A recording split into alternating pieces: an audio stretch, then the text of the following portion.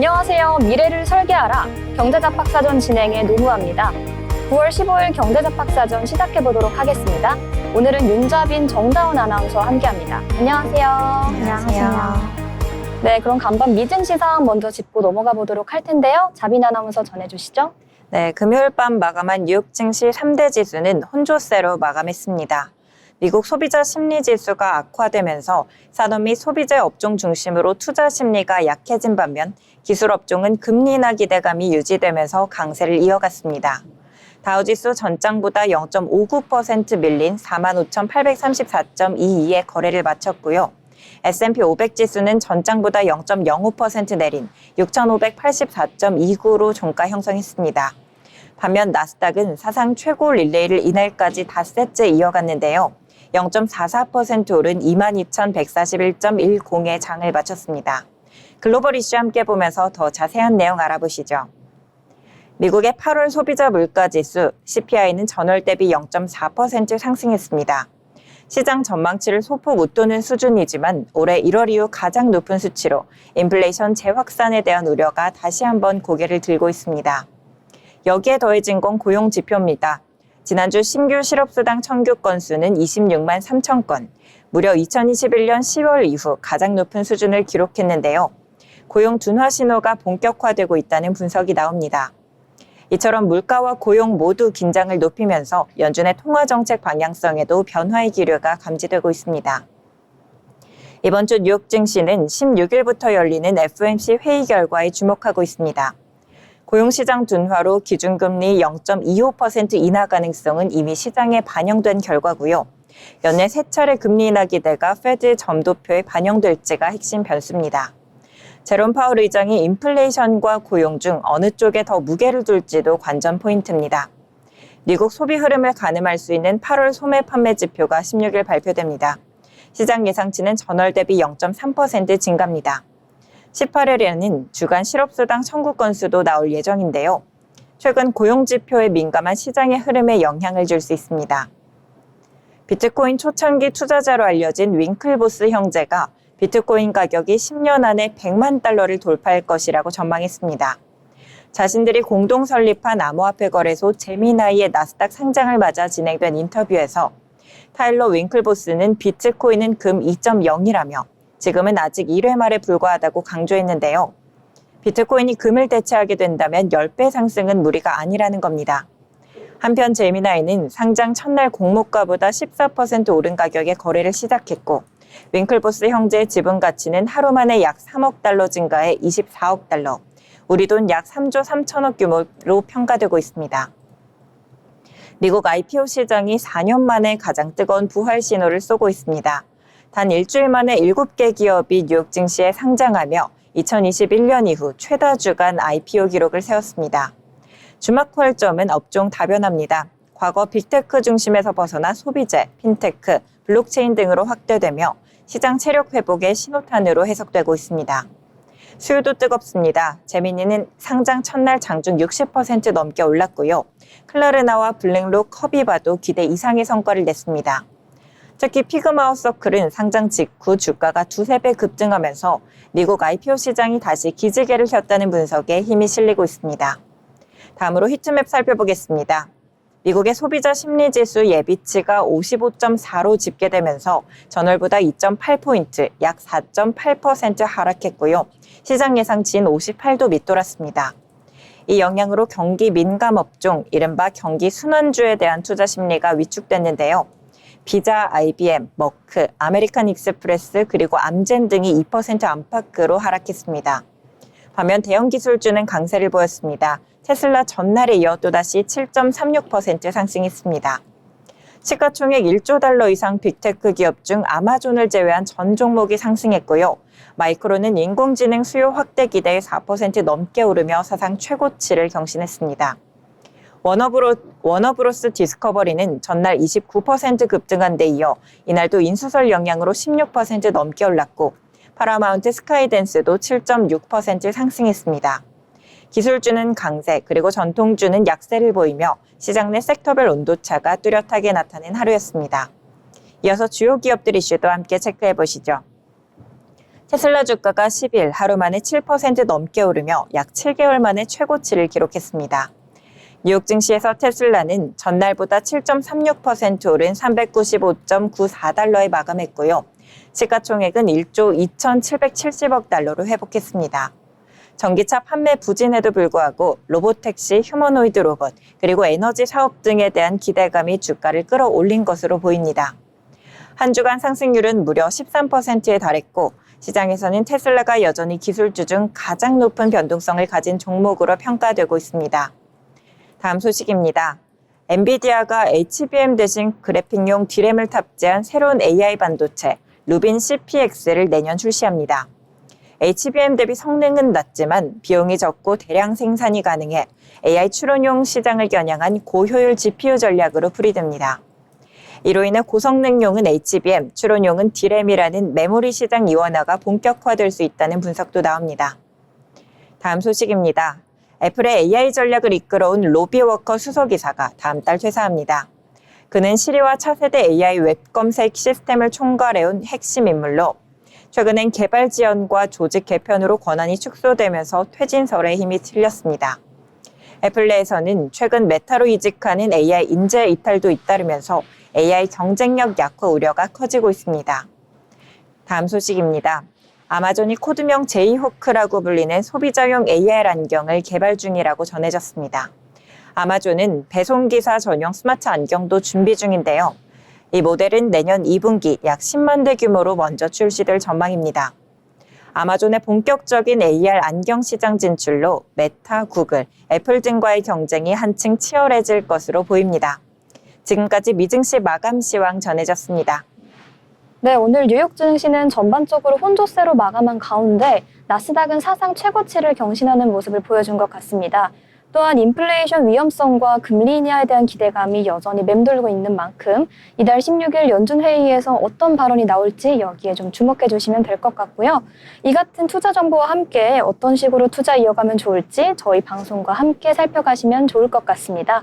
이어서 저희는 기업에 대해 알아가보는 시간 가지도록 하겠습니다. 다운 아나운서 전해주시죠. 오늘은 우리 일상에서 떼려야 뗄 수 없는 그리고 대한민국을 대표하는 IT 플랫폼 기업 바로 네이버에 대해 이야기해 보겠습니다. 검색, 뉴스, 블로그, 웹툰, 쇼핑까지 아마 여러분도 오늘 네이버 한 번쯤은 들어갔다 나오셨을 텐데요. 그만큼 네이버는 이제 인터넷 하면 가장 먼저 떠오르는 브랜드 중 하나가 됐습니다. 오늘은 네이버가 어떻게 성장해 왔는지 그리고 현재 AI와 글로벌 시장에서 어떤 혁신을 이루고 있는지 함께 살펴보겠습니다. 네이버는 1999년 설립되어 한국 시장의 첫 검색 엔진을 선보였습니다. 당시 외국 포털이 주도하던 국내 시장에서 네이버는 자체 기술력으로 한국어에 최적화된 검색 서비스를 제공하며 빠르게 점유율을 높였습니다. 특히 지식인과 같은 사용자 참여형 서비스로 이용자들의 높은 충성도를 확보하며 독보적인 위치를 차지했습니다. 이처럼 네이버의 초기 성공은 기술 혁신과 사용자 중심 서비스의 결합에서 비롯되었습니다. 네이버는 검색을 시장으로 쇼핑, 웹툰, 금융, 클라우드, 메신저 등 다양한 분야로 사업을 확장했습니다. 특히 네이버 웹툰은 국내를 넘어 글로벌 시장에서도 큰 인기를 끌고 있으며 디지털 콘텐츠 산업에서 중요한 역할을 맡고 있습니다. 라인 메신저는 일본과 동남아 시장에서 압도적인 점유율을 기록하며 네이버의 글로벌 브랜드로 자리 잡았습니다. 이처럼 네이버는 플랫폼 비즈니스를 중심으로 사용자들의 생활 전반에 깊이 침투해 있습니다. 최근 네이버는 AI 기술에 집중 투자하며 차별화된 경쟁력을 키우고 있습니다. 자체 개발한 AI 기술을 검색, 번역, 콘텐츠 추천, 음성 인식 등 다양한 서비스에 적용해 사용자 경험을 혁신하고 있습니다. 특히 2023년 출시한 네이버 AI 챗봇은 한국어에 최적화된 자연어 처리 능력으로 큰 호평을 받고 있습니다. 또한 네이버 클로바 AI 플랫폼은 기업 고객에게 AI 솔루션을 제공하며 산업 전반의 디지털 전환을 지원하고 있습니다. 네이버는 국내에 안주하지 않고 글로벌 시장 공략에도 적극 나서고 있습니다. 일본 시장에서는 라인이 국민 메신저로 자리 잡았으며 동남아시아 시장에서도 성장세를 이어가고 있습니다. 글로벌 AI 연구 협력과 스타트업 투자도 활발히 진행하며 국제 경쟁력을 강화하고 있습니다. 네이버는 현지화 전략과 현지 파트너십을 통해 글로벌 시장에서 지속 가능한 성장을 목표로 하고 있습니다. 네이버는 단순히 서비스를 제공하는 것을 넘어 다양한 스타트업과 협력하며 디지털 생태계를 조성하고 있습니다. 스타트업 지원 프로그램, 개발자 커뮤니티 활성화, AI 연구 투자 등을 통해 혁신 생태계를 견인하고 있습니다. 또한 중소기업과 소상공인을 위한 플랫폼 서비스 강화로 경제 전반에 긍정적인 영향을 주고 있습니다. 이 같은 노력은 네이버가 국내 디지털 경제의 핵심 축으로 자리매김하는 밑거름이 되고 있습니다. 네이버는 디지털 전환 시대의 한국 경제의 혁신을 이끄는 중요한 축입니다. AI와 빅데이터, 클라우드 기반의 첨단 기술을 활용해 새로운 산업과 일자리를 창출하며 경제 성장에 기여하고 있습니다. 정부와 협력해 스마트 시티, 스마트팜 등 다양한 공공 민간 프로젝트에도 참여하며 사회적 가치 실현에도 앞장서고 있습니다. 앞으로 네이버의 기술력과 플랫폼 영향력은 한국 경제의 미래 경쟁력을 좌우할 것으로 기대됩니다. 네이버는 검색 엔진에서 출발해 이제는 기술, 콘텐츠, 쇼핑, 그리고 글로벌 시장까지 넘보는 종합 IT 기업이 되었습니다. 앞으로 10년, 네이버가 어떻게 변화하고 또 진화해 나갈지 정말 기대되지 않으신가요? 우리가 매일 사용하는 서비스 뒤에는 끊임없는 혁신과 노력이 숨어 있다는 점도 잊지 마시고요. 지금까지 네이버에 대해 함께 알아봤습니다. 앞으로도 네이버와 함께 펼쳐질 디지털 미래 계속 지켜봐 주세요. 네, 네이버 관련 어떻게 혁신을 이어나가고 있는지 소식 전해주셨습니다. 관련해서 살펴볼 만한 정보가 있는데요. 이제 최근에 네이버 페이가 두나무의 자회사인 비상장 주식 거래 플랫폼인 증권플러스 비상장의 지분을 686억 원에 70% 인수했다는 보도가 나왔습니다. 앞서 네이버가 단순히 IT 검색 엔진을 넘어서 종합 금융 플랫폼으로 성장하고 있다고 말해주신 만큼 이 같은 소식 연결지어서 투자에 참고하시면 좋을 것 같습니다. 네, 그럼 이제 오늘 나온 이슈들도 좀 짚어봐야겠죠? 자빈 아나운서 준비되셨을까요? 네, 오늘 신문에서 발췌한 기사를 전해드리는 뉴스 브리핑 시간입니다. 첫 번째 소식입니다. 미국 조지아주에서 이민당국에 체포됐던 한국인 근로자 300여 명이 무사히 귀국했습니다. 하지만 현대차와 LG에너지솔루션이 추진 중인 합작 공장은 인력 공백으로 2, 3개월 이상 지연이 불가피한 상황입니다. 업계는 미국 내 숙련 인력을 단기간에 확보하기 어렵다는 점을 지적합니다. 배관 보조공을 교육하는 데만 6개월, 배터리와 반도체 설비 전문가는 최소 5, 6년이 걸리는 만큼 현지 인력 훈련 후 투입 방안은 비현실적이라는 겁니다. 이번에 귀국한 근로자 상당수는 B1, B2 비자를 보유하고 있었습니다. B1 비자는 장비 설치, 시운전, 현지 교육이 가능한 것으로 명시되어 있었지만 한미 간 해석 차이로 대규모 구금 사태가 발생했습니다. 정부는 미국과 워킹그룹을 구성해 신속히 협의에 나서기로 했고 강훈식 대통령 비서실장은 새로운 비자 제도 마련까지 검토하겠다고 밝혔습니다. 결국 비자 문제 해결 없이는 미국 공장 건설 재개도 쉽지 않다는 지적이 나옵니다. 다음 소식입니다. 금융위원회 해체를 앞두고 2억 원 금융위원장이 새로 취임했습니다. 그러나 시작부터 조직 개편이라는 암초에 직면했는데요. 금융의 핵심 기능이 재정경제부로 넘어가는 개편안을 두고 내부 반발이 거세고요. 국회 처리도 지연되면서 혼란이 이어지고 있습니다. 여야는 한 차례 합의했다가 바로 번복했고 대통령은 패스트트랙을 언급하며 내년 하반기까지 후속 입법이 이어질 가능성을 시사했습니다. 동시에 현안도 산적해 있습니다. 장기 연체 채권 처리를 위한 배드뱅크 설립, 가계부채 관리, 원화 스테이블코인 제도화 같은 굵직한 과제가 대기 중입니다. 특히 가계부채 대책은 부동산 시장 불안이 지속될 경우 추가 대책까지 예고된 상황이고 서민금융안정기금과 제사, 인터넷은행 출범도 지연되고 있습니다. 조직 혼란과 정책 과제가 맞물린 가운데 2억 원 위원장의 리더십이 시험대에 올랐다는 평가입니다. 다음 소식입니다. 불황 속 가성비 외식 수요가 늘면서 샤브샤브 뷔페와 저가 한우 프랜차이즈가 빠르게 점포를 확대하고 있습니다. 작년 말 100여 곳이던 샤브샤브 뷔페는 올해 300곳을 넘어설 전망이고 20여 곳에 불과했던 저가 한우 프랜차이즈도 연말까지 300호점을 돌파할 것으로 보입니다. 대표적으로 샤브울데이는 론칭 1년 만에 매장이 3배로 늘어 162곳에 달했고 연내 200호점 돌파가 예상됩니다. 개그맨 이상준 씨가 운영하는 꾸석지 돌판 한우도 가맹 사업 5개월 만에 220호점을 열며 인기를 끌고 있습니다.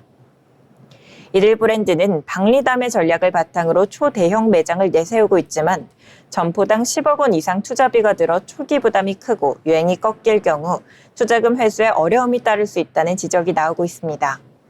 업계에서는 샤브올데이의 공격적인 출점이 경영권 매각을 앞둔 몸값 키우기라는 해석도 나오고 있습니다. 전문가들은 유행 의존도가 높고 마진율이 낮아 매출이 20-30%만 빠져도 심각한 타격을 입을 수 있다고 경고합니다. 다음 소식입니다. 도널드 트럼프 미국 대통령이 나토 회원국들에게 러시아 우크라이나 전쟁 종식을 위해 러시아산 원유 구매를 중단하고 러시아에 대한 강력한 제재에 나설 것을 촉구했습니다. 트럼프 대통령은 일부 국가가 여전히 러시아산 원유를 수입하는 것은 나토의 협상력을 약화시키는 충격적인 일이라고 지적했습니다. 또 나토 전체가 중국에 대해 50%에서 최대 100%까지 관세를 부과했고 전쟁 종식 후 이를 철회하는 방안을 추진해야 한다고 주장했습니다. 중국이 러시아에 행사하는 영향력을 꺾어 전쟁을 끊는 데 도움이 될 수 있다는 논리입니다. 트럼프 대통령은 이번 전쟁을 바이든과 젤렌스키의 전쟁이라고 비판하며 자신은 단지 수많은 희생을 막기 위해 나서고 있다고 강조했습니다. 그는 나토가 자신의 제안을 받아들이면 전쟁은 신속히 끝낼 수 있지만 그렇지 않으면 미국의 시간과 돈을 낭비하는 일이라고 경고했습니다. 다음 소식입니다. 국제신용평가사 피치가 프랑스의 국가신용등급을 AA-에서 A+로 한 단계 낮췄습니다. 국가부채가 GDP의 113%를 넘어선 데다 정치불렬로 재정 건전성을 회복할 능력이 떨어졌다는 이유입니다. 프랑스는 코로나19 지원 지출과 전쟁 여파로 만성 적자에 시달리며 재정 적자가 오는 2027년까지 GDP의 5% 이상을 유지할 것으로 전망됩니다. 이번 강등으로 차입 비용 상승과 재정 악화의 악순환 우려가 커졌고 세바스티엥 르코리니 신임 총리도 예산 협상에서 한층 더 큰 부담을 안게 됐습니다. 지금까지 뉴스 브리핑 전해드렸습니다. 네, 뉴스 브리핑 전해주셨습니다. 이렇게 저희 방송 통해서 다양한 이슈 잘 참고하셔서 투자에 도움되시면 좋을 것 같고요. 미래를 설계하라 경제잡학사전에서 그 해답을 찾으실 수 있습니다. 아울러 본 방송에서 제공하는 정보는 투자 판단에 대한 조언일 뿐 해당 종목 가치의 상승 또는 하락을 보장하진 않습니다.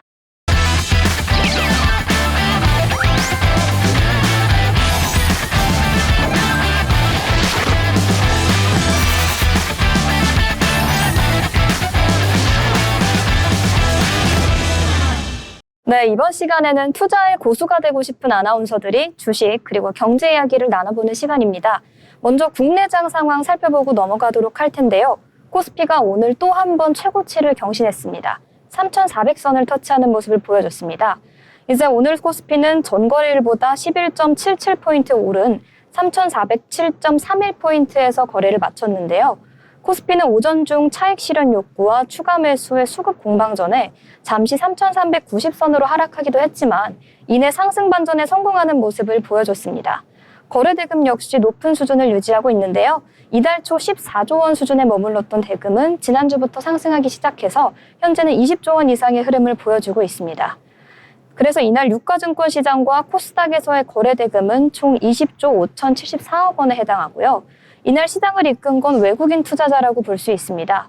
유가증권 시장에서 외국인 투자자는 2,667억 원어치의 주식을 순매수하는 모습을 보여줬는데요. 반면에 개인 투자자와 기관 투자자는 각각 1,382억 원 그리고 1,368억 원어치의 주식을 매도하는 모습 보여줬습니다.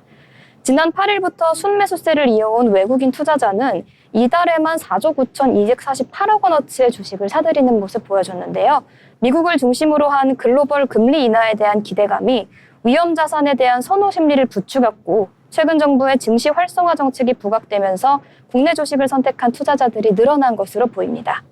외국인 투자자의 순매수세는 특히 삼성전자와 SK하이닉스 등 반도체 대형주에 집중이 됐는데요. 자세한 상황은 이따 시총 상위 종목에서 살펴보시고요. 네, 다음으로는 코스닥 살펴보시겠습니다. 코스닥 역시 전거래일 대비 5.61% 상승하며 852.69포인트의 종가를 형성했는데요. 장 초반부터 쭉쭉 상승하는 모습을 보여주다가 중간에 살짝 상승분을 반납하긴 했습니다만 여전히 상승 모멘텀 유지하면서 종가 형성하는 모습 보여줬습니다. 다음으로 시총 상위 종목 살펴보시면요. 반도체 대장주들이 흐름을 이끌어가는 모습 나타나고 있습니다. 삼성전자의 경우에는 1.46% 상승한 76,500원에 SK하이닉스의 경우에는 0.76% 상승한 33만 1,000원 선에서 종가를 형성했습니다. 반면에 이제 항공주의 같은 경우에는 하락세를 보여주고 있는데요. 하나에어로스페이스의 경우에는 1.6% 하락한 98만 6,000원 선에서 종가 형성하는 모습 보여줬습니다. 이 밖에도 금융주들이 상승하는 흐름 보여주고 있고요. HD 현대중공업과 현대차, 기아 등 이제 중공업 관련 주들은 하락하는 모습 보여주고 있습니다. 다음으로는 코스닥 시총 상위 종목들 살펴보도록 하겠습니다. 에코프로비엠의 상승세가 눈에 띄는 상황입니다. 1.68% 상승하며 2,000원 상승한 12만 1,000원 선에서 종가를 형성했고요. 레인보우 로보틱스 역시 1.53% 상승하며 4,500원 상승한 모습 보여줬습니다. 반면에 에코프로 그리고 파마리서치, ABL바이오, 리가켄바이오 등은 하락하는 모습 보여줬습니다. 전반적으로 상승 모멘텀 유지하는 동시에 반도체주와 바이오주의 상승이 돋보이는 구간이었다고 볼 수 있을 것 같습니다. 네, 지금까지 마감 상황 정리해봤습니다. 그럼 오늘 시장에서 주목해볼 만한 특징적인 종목들 살펴보려고 하는데요. 자빈 아나운서 어떤 종목일까요? 네, 오늘 증시에서는 증권주가 일제히 상승세를 보였습니다. 15일 오전 10시 25분 기준 키움증권은 5.81%, 미래에셋증권은 3.39%, SK증권도 3.21% 오르며 강세를 나타냈습니다. 이 밖에도 LS증권, DB금융투자, IM금융지주, 한국금융지주, 우리금융지주 등 주요 금융증권주가 동반 상승했습니다. 이번 상승은 정부가 주식 양도소득세 대주주 기준을 기존 50억 원으로 유지하기로 한 발표에 따른 겁니다. 앞서 기획재정부는 지난 7월 세제 개편안에서 대주주 기준을 10억 원으로 대폭 강화하는 방안을 예고했지만 시장 불안이 커지자 현행 기준을 유지하기로 최종 결정했습니다. 구윤철 부총리 겸 기재부 장관은 오늘 열린 당정협의회에서 과세 정상화와 자본시장 활성화 사이에서 고심 끝에 50억 원 기준을 유지한다라고 밝혔습니다. 이에 따라 자본시장에 부담을 줬던 정책 리스크가 상당 부분 해소되며 증권업종 전반에 심리적 훈풍이 유입되고 있습니다. 이미연 신한투자증권연구원도 세제 리스크가 해소 국면에 접어들었다며 이는 증시와 증권업종에 모두 우호적인 환경이라고 평가했습니다. 또한 배당소득 분리과세, 자사주 소각 의무화 등 친자본시장 정책도 증권주의 장기적 수혜 기대감을 키우고 있습니다. 이러한 흐름 속 키움증권 장 초반 0.80% 오른 25만 500원으로 출발했습니다. 장중한 때 9.26%까지 오르는 모습을 보여주다 현재는 7.65% 상승한 26만 7,500원으로 종가 형성했습니다. 네, 키움증권이 코스피 사상 최고가 경신 흐름을 이어가면서 증권중고인 키움증권 역시 연일 강세 흐름 보여주는 모습이었습니다. 이제 같은 시각 한국금융지주나 미래에셋증권, NH투자증권 등 역시 비슷한 상승 흐름을 보여줬고요. 코스피가 연일 사상 최고가를 새로 쓰면서 증권사의 수익이 늘어날 것이라는 기대감이 전반적으로 반영된 것으로 보입니다. 이날 정부가 양도소득세 대주주 기준을 현행 50억 원으로 유지하겠다는 속보를 발표했는데요. 이 같은 흐름에 코스피 지수가 3,400선 돌파하면서 증권주들의 상승 모멘텀 역시 지속된 것으로 보입니다. 다음으로 소개해드릴 특징주는 게임주입니다. 올해 증시에서 상대적으로 소외되는 모습을 보였었는데요. 이 같은 게임주가 최근에는 상승세를 보여주고 있습니다. 신작 모멘텀이 본격적으로 부여가 되면서 게임주들의 주가 상승으로 이어지고 있는 모습인데요. 신작 출시 이후 흥행으로 성공이 이어진다면 주가 강세 역시 더 연장될 수 있을 것으로 기대되는 상황입니다. NC소프트입니다. 이제 NC소프트는 11월 출시하는 신작 아이온2에 대한 기대감으로 주가가 연일 상승하는 모습 보여줬는데요. 특히 오늘 오후 1시 19분 기준에서 NC소프트의 주가는 전거래일 대비 3.3% 상승한 22만 7,250원 선에 거래되는 모습 보여줬습니다. 특히 다중접속 역할 수행 게임, 즉 MMORPG라고 하죠. 이 같은 방식이 투영된 아이온2의 성공 가능성이 높게 점쳐지고 있기 때문인데요. NH투자증권은 NC소프트에 대해 신작에 대한 게이머들의 반응이 긍정적이라면서 목표 주가를 기존 28만 원에서 30만 원으로 상향 조정하는 모습도 보여줬습니다. 그리고 아이온2의 공개 플레이 영상을 보면 그래픽은 현존 모바일 게임 중 최고 수준이라는 유저들의 평가가 있고요. 수익 모델이 가볍게 구성된 점이 인상적이라 멤버십 패스, 그리고 능력치에 영향을 주지 않는 꾸미기 아이템 등으로 훨씬 성공 가능성이 더 높게 점쳐진다. 이렇게 분석할 수 있을 것 같습니다. NH투자증권 안재민 연구원의 보고에 따르면요. 아이온2가 출시 초기 한국과 대만 시장에서 각각 18억 원과 7억 원, 총 25억 원의 일매출을 올릴 것으로 전망된다고 합니다. 때문에 투자자 여러분께서는 이 아이온2의 출시 날, 그리고 증권 투자 관련해서 투자해 보시면 좋을 것 같습니다. 그러면 다음 특징주 전해주시겠습니까? 네, 오늘 코스피 시장에서 농심홀딩스가 강한 상승세를 보여줬습니다. 15일 오전 11시 10분 기준 농심홀딩스는 전거래일 대비 19.55% 오르며 무려 17,200원 상승한 가격을 보여주기도 했습니다. 이는 시장에서 농심홀딩스의 저평가 매력이 부각된 결과로 풀이됩니다. 한유정 한화투자증권 연구원은 농심홀딩스는 순수 지주사지만 핵심 계열사인 농심과 율촌화학이 연결 종속회사로 편입되어 있지 않다며 이로 인해 지주사 할인율이 과도하게 적용되어 있다고 분석했습니다. 특히 순자산 가치가 9,017억 원인데도 주가 순자산 비율은 0.2배에 불과해 시장에서 실제 가치보다 현저히 저평가된 상태라는 평가입니다. 또한 농심홀딩스는 별도 기준 순현금 상태이며 상장 자회사들의 기업 가치도 상승세를 보여주고 있어 주가 리레이팅 가능성이 커졌습니다.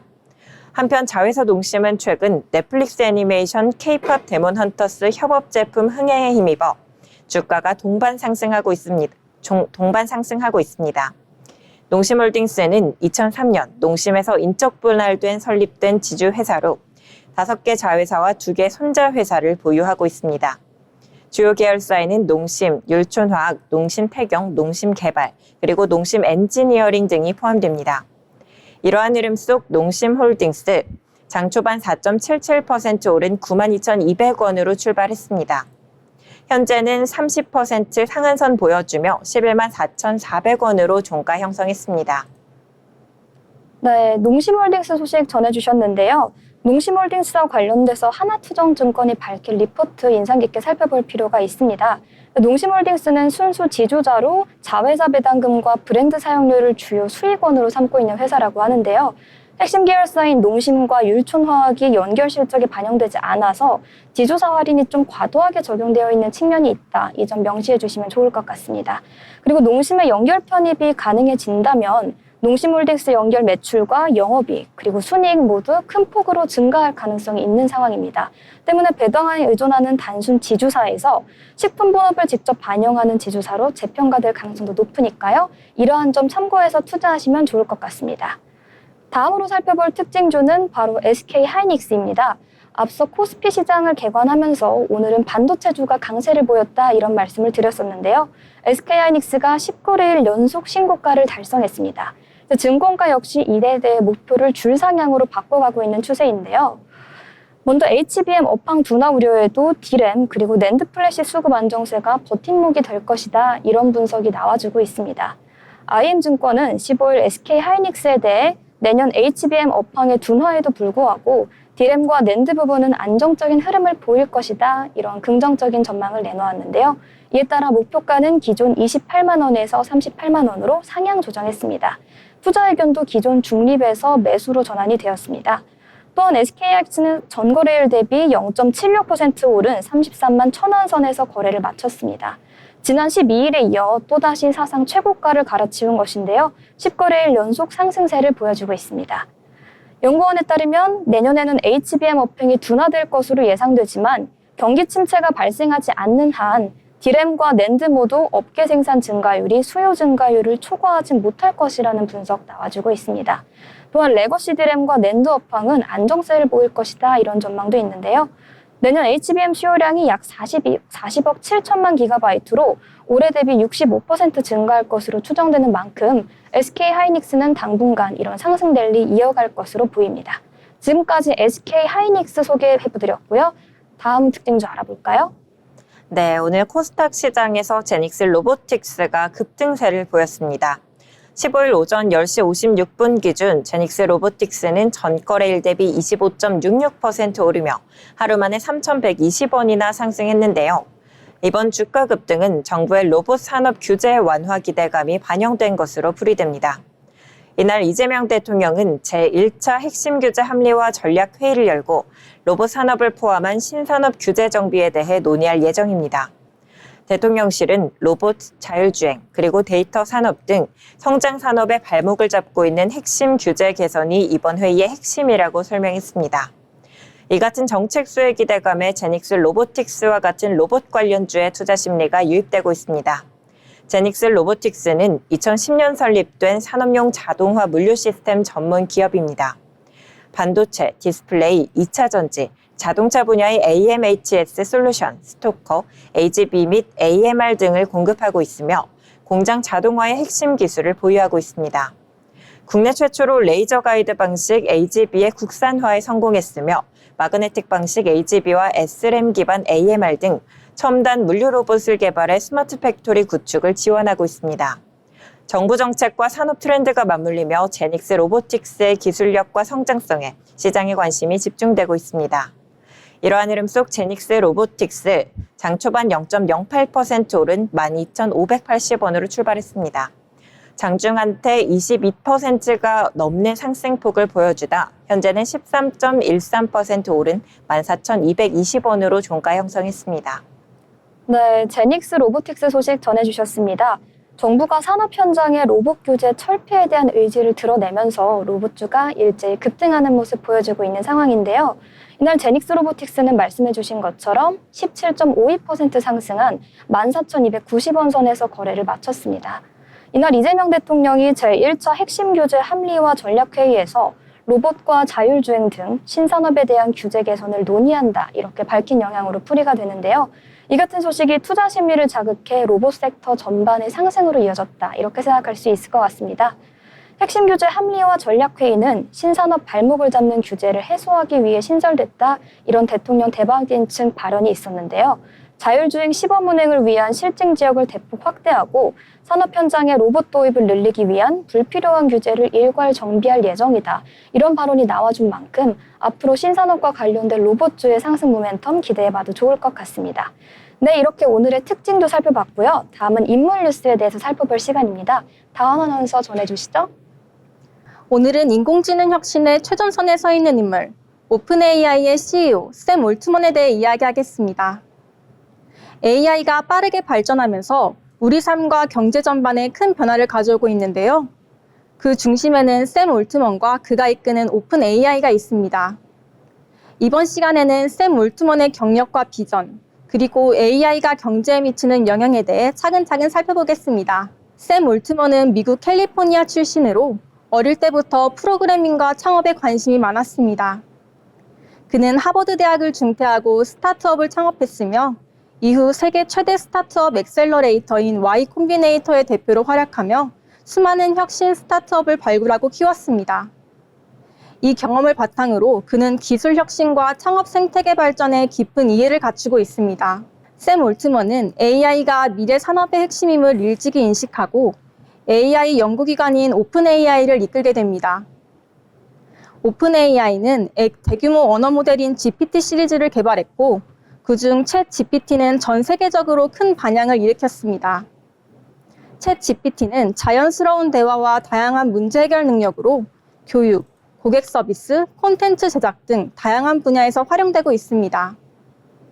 이 기술의 등장은 AI가 단순한 도구를 넘어 사람들의 일상과 업무 방식을 혁신할 수 있음을 보여준 사례입니다. 샘 올트먼은 AI가 단순한 기술 발전을 넘어서 경제 구조 전반에 큰 변화를 가져올 것으로 보고 있습니다. 특히 노동시장에서는 자동화가 빠르게 진행되며 일부 직업이 사라질 위험이 있지만 동시에 새로운 직업과 산업이 생겨날 것이라는 점을 강조합니다. 그는 이 변화에 대비해 정부와 기업이 재교육 프로그램과 사회 안정망 구축에 적극 나서야 한다고 말합니다. 기본소득 도입과 같은 정책 논의도 AI 시대에 꼭 필요한 준비책으로 꼽힙니다. 자동화가 불러올 변화는 두려움만 있는 것이 아닙니다. AI가 생산성을 극대화하고 새로운 비즈니스 모델과 산업을 창출하는 기회로 작용할 수 있습니다. 예를 들어 의료 분야에서는 AI가 진단과 치료에 혁신을 가져오고 제조업에서는 공정 최적화를 가능하게 하며 교육 분야에서는 개인 맞춤형 학습이 실현되고 있습니다. 샘 올트먼은 이런 AI의 긍정적 영향이 경제 성장과 삶의 질 향상에 크게 기여할 것으로 기대하고 있습니다. 한국은 AI 분야에 대한 관심과 투자가 급증하는 국가 중 하나입니다. 오픈 AI는 한국의 스타트업 및 연구기관과 긴밀한 협력을 이어가고 있으며 이를 통해 글로벌 AI 생태계 내에서 한국의 경쟁력을 강화하고자 합니다. 이 같은 협력은 단순한 기술 교류를 넘어서 AI 산업 전반의 성장과 경제적 파급력을 확대하는 데 중요한 역할을 할 것입니다. 샘 올트먼은 AI 기술이 앞으로 국가 간 경제 경쟁의 핵심 요소가 될 것이라고 전망합니다. AI 주도권을 잡는 국가가 4차 산업혁명과 미래 경제 패권을 쥐게 될 가능성이 크기 때문입니다. 따라서 각국은 AI 연구 개발과 인재 양성에 전략적으로 투자해야 하며 한국 역시 이 경쟁에서 뒤처지지 않도록 집중적인 지원과 정책 마련이 필요합니다. 샘 올트먼은 또 하나의 중요한 메시지를 전합니다. 기술이 발전할수록 투명성과 윤리가 더 중요해진다는 겁니다. AI는 막강한 도구이자 무기가 될 수 있기 때문에 개발자뿐만 아니라 기업, 정부, 그리고 사용자 모두가 책임감을 가져야 한다는 것이죠. 그는 AI가 단순히 기술을 넘어 인류 전체의 미래와 직결되는 문제임을 강조하며 기술 개발과 동시에 규제, 안전성, 공정성에 대한 논의가 함께 이루어져야 한다고 지속적으로 이야기해 왔습니다. 오늘은 샘 올트먼과 오픈 AI가 주도하는 AI 혁신, 그리고 그로 인해 우리 경제와 사회가 어떻게 변화할지 살펴봤습니다. AI는 앞으로도 우리 삶 곳곳에 깊숙이 영향을 미칠 것이며 이에 대한 준비와 이해는 선택이 아닌 필수가 되었습니다. 여러분도 AI 시대에 맞춰 새로운 기회와 도전에 주목하며 적극적으로 대응해 나가시길 바랍니다. 제가 준비한 소식은 여기까지 전달드리겠습니다. 네, 샘 올트먼과 오픈AI에 대한 소식 전해주셨습니다. 이제 샘 올트먼의 한마디에 미국 증시가 급등을 하고 한마디에 또 떨어지기도 하는 영향력 있는 모습 보여주고 있는데요. 이만큼 체계적인 영향력을 가진 인물인 만큼 앞으로 그의 발언 그리고 저희의 방송과 함께 투자에 집중해 보시면 좋을 것 같습니다. 이어서 투자에 도움이 될 만한 리포트 전해드리도록 하겠습니다. 자빈 아나운서, 오늘 준비한 리포트 어떤 내용일까요? 네, 오늘은 파라다이스 카지노 리포트 함께 살펴보겠습니다. 올해 들어 우리나라를 찾는 외국인 관광객이 꾸준히 늘면서 카지노 업계도 뚜렷한 회복세를 보이고 있습니다. 지난해 12월에 약 5,400억 원 수준이던 카지노 드로백은 올해 8월에 6,600억 원까지 올라왔습니다. 드로백은 손님들이 게임 테이블에 올린 돈을 말하는데요. 이게 늘었다는 건 카지노를 찾는 사람들이 많아졌다는 신호죠. 매출도 자연스럽게 늘어서 같은 기간 697억 원에서 805억 원으로 증가했습니다. 여기에 업계가 크게 주목하는 뉴스가 하나 있습니다. 바로 중국인 관채 관광객을 대상으로 한 무비자 정책이 이달 말부터 시행된다는 겁니다. 중국인 관광객은 과거에도 업황 반등을 이끌었던 핵심 고객이었는데요. 이번 정책으로 다시 대규모 손님들이 들어온다면 카지노 산업의 추가 성장으로 이어질 가능성이 큽니다. 호텔과 리조트 쪽도 살펴보겠습니다. 일본과 중국인 관광객이 많이 찾는 파라다이스 부산 호텔은 올해 들어 객실 점유율이 빠르게 올라 지금은 80% 중반을 기록 중입니다. 내국인 호캉스 수요가 큰 파라다이스 시티도 안정적으로 높은 점유율을 유지하고 있습니다. 한 가지 변화라면 최근 들어 일본인 관광객은 줄고 또 중국인 관광객은 빠르게 늘고 있다는 겁니다. 따라서 앞으로 매출 구조에도 변화가 나타날 수 있습니다. 업계 경쟁 구도도 한번 살펴보겠습니다. 국내 외국인 전용 카지노 시장은 크게 파라다이스와 GKL 이 두 회사가 나눠 가지고 있는데요. 최근에는 파라다이스가 더 빠른 회복세를 보이고 있습니다. 또 소비 패턴의 변화도 주목할 만합니다. 예전에는 중국인 VIP, 이른바 하이롤러들의 매출 기여도가 압도적이었는데요. 요즘은 중산층 관광객, 즉 미드티어 고객이 늘고 있습니다. 이들은 카지노만 즐기는 게 아니라 호텔, 숙박, 음식, 쇼핑까지 고르게 소비하기 때문에 사업 전반의 수익 구조가 예전보다 안정적으로 바뀌는 흐름이 보입니다. 파라다이스는 여기에 만족하지 않고 사업을 더 넓혀가고 있습니다. 카지노 단일 사업을 넘어 복합 리조트, 국제회의와 전시, 그리고 각종 공연 같은 다양한 콘텐츠를 강화하는 방향이죠. 즉 손님들이 카지노만 하고 떠나는 게 아니라 머무는 동안 더 많은 소비를 할 수 있도록 체류형 리조트로 변신하고 있다고 보시면 됩니다. 그러면 투자자 입장에서는 어떻게 봐야 할까요? 리포트에서는 파라다이스에 대해 여전히 매수 의견을 유지했습니다. 그리고 목표 주가를 기존 18,400원에서 25,000원으로 크게 올렸습니다. 이건 회사 실적이 확실히 회복세를 타고 있고 또 앞으로도 성장할 동력이 뚜렷하다고 본 겁니다. 특히 전문가들이 꽤 보수적으로 계산했는데도 지금 주가보다 더 오를 가능성이 충분하다고 판단한 거죠. 물론 주의할 점도 있습니다. 중국인 단체 관광객이 돌아온다고 해도 과거처럼 큰손 소비를 할지는 아직은 알 수 없습니다. 또 국적별 고객 비중 변화에 따라 수익성이 달라질 수 있고요. 관광 소비 패턴이 예전과 달라졌다는 점도 변수입니다. 따라서 앞으로는 단순한 방문객 수가 아니라 어떤 고객이 와서 어디에 얼마를 쓰는지 보는 게 더 중요합니다. 정리하자면 파라다이스 카지노는 외국인 관광객 증가, 중국 단체 관광객 무비자 정책, 복합 리조트 다각화 전략을 기반으로 성장세를 이어가고 있습니다. 성장의 그림은 긍정적이지만 고객 소비 패턴 변화와 국적별 매출 구조 변화는 반드시 모니터링해야 할 리스크입니다. 이상 리포트 브리핑이었습니다. 네, 파라다이스 시티와 관련된 리포트 전해주셨습니다. 어떤 방식으로 투자에 접근을 하면 좋을지, 관련되는 호황 실적과 관련되는 불황 실적은 무엇이 있을지를 잘 짚어주신 것 같은데요. 이 같은 흐름과 함께 투자에 도움받으시면 좋을 것 같습니다. 돈방송 더불어 본방송에서 제공하는 정보는 투자 판단에 대한 조언일 뿐 해당 종목 가치의 상승 또는 하락을 보장하진 않는다는 점 미리 말씀드립니다.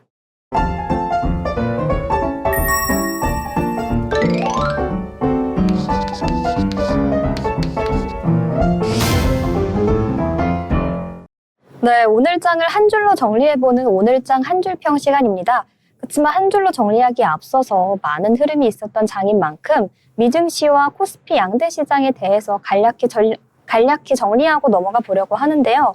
먼저 미국 뉴욕 증시 관련해서는 이제 이번 주에 예정되어 있는 주요 경제 지표 일정을 읊어드리려고 합니다.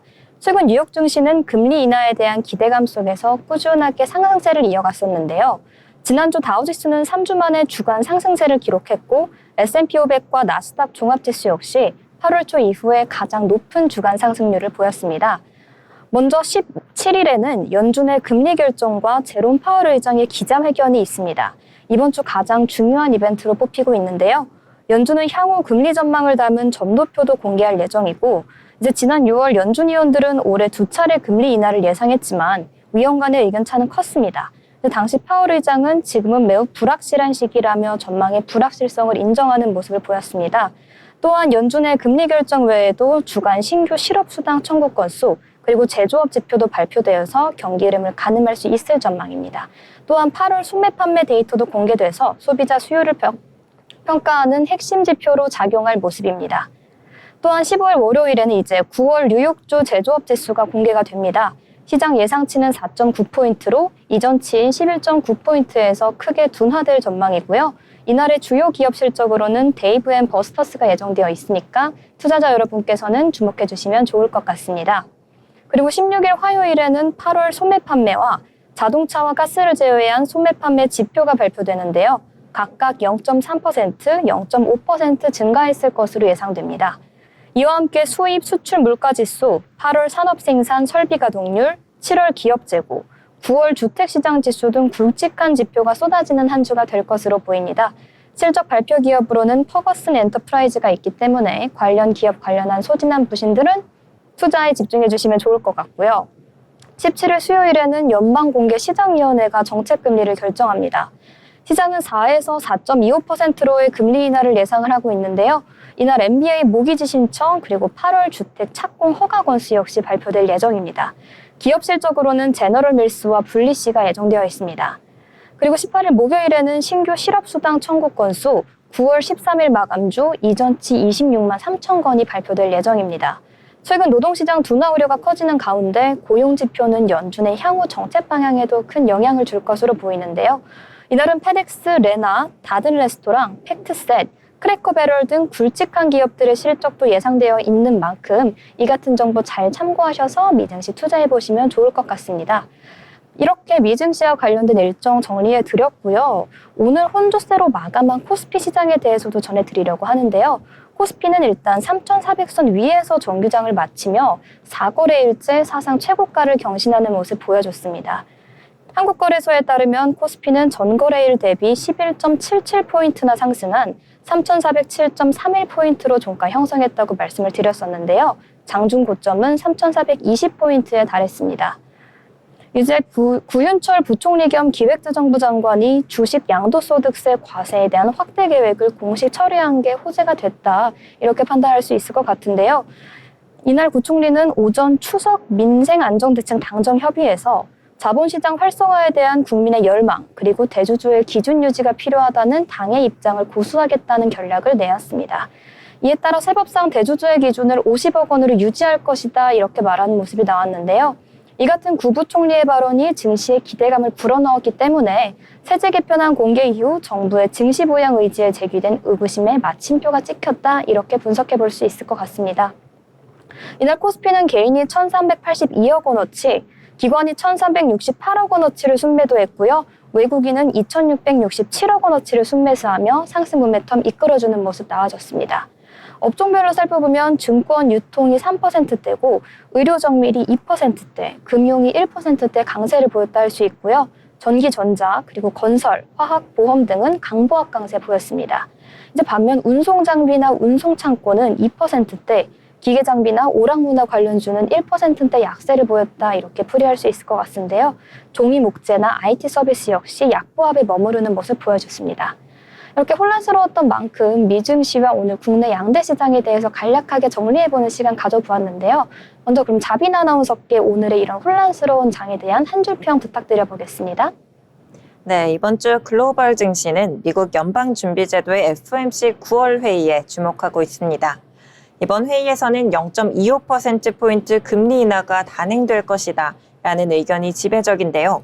최근 연일 상승세를 보이는 뉴욕 증시는 물론 사상 최고치를 기록한 코스피의 추가 상승 분기점이 될 전망입니다. 내외발 격포제로 뜨거웠던 국내 증시 분위기가 또 이번 주에는 다시 한번 가라앉을 것으로 전망됩니다. 오늘의 한 줄 평은요, FOMC 9월 회의만 바라보고 있는 요즘이라고 정리해보면 좋을 것 같습니다. 네, 오늘의 한 줄 평 정말 재치 있게 잘 전해주셨습니다. 연준 회의만 바라보고 있는 요즘, 이 같은 모멘텀이 한 달간 쭉 지속되고 있는 것 같은데요. 곧 어떻게 될지 결론이 나올 예정이니까 아까 말씀드린 일정 잘 참고하셔서 연준의 발언, 흐름 잘 잡으셨으면 좋겠습니다. 그럼 이제 다원 아나운서 오늘의 한 줄 평 부탁드릴게요. 네, 간밤 뉴욕 증시에서 나스닥이 또 신고가를 찍으면서 분위기가 좋았는데요. 그 훈풍이 오늘 국내 증시에도 전해져서 코스피와 코스닥 모두 기분 좋게 마감했습니다. 네, 아주 깔끔한 한 줄로 정리를 해주셨는데요. 저도 여기에 조금 더해서 저희 한 줄 평을 해보자면요. 저는 이제 나스닥과 코스피 함께 간다, 이렇게 정리를 해보고 싶습니다. 오늘 S&P 지수와 다우 지수는 전반적으로 하락하는 모습을 보여준 반면 이제 나스닥은 사상 최고치를 달성했고 코스피 역시 3,400을 넘어서는 최고치를 달성하는 모습 보여줬는데요. 이렇게 나스닥과 코스피 긍정적인 흐름을 함께하기 때문에 나스닥과 코스피는 좀 연결관계에 있지 않나, 이런 분석 더 해봅니다. 여기까지 오늘의 투자 정보였고요. 내일도 저희 방송과 함께 하시면서 성공적인 투자 계획 세우시길 바랍니다. 시청해주신 여러분 고맙습니다.